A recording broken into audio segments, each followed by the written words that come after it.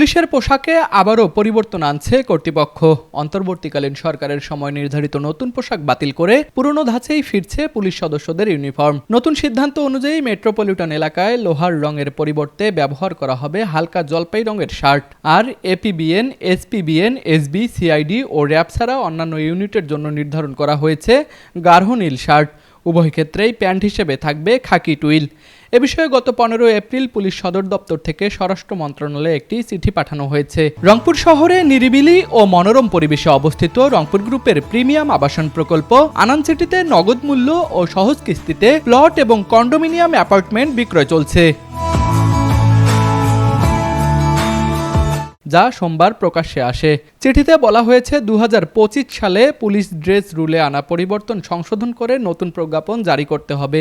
Police সদর দপ্তর থেকে জানানো হয়েছে, আগের লোহা ও কফি রঙের পোশাক মাঠ পর্যায়ের সদস্যদের মধ্যে নেতিবাচক প্রতিক্রিয়া তৈরি করেছে।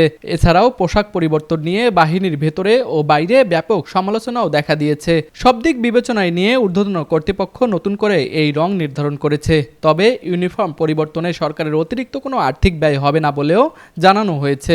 প্রাপ্যতার ভিত্তিতেই ধাপে ধাপে এই নতুন পোশাক সরবরাহ করা হবে। তুষার আচার্য, ডেস্ক রিপোর্ট, RCTV।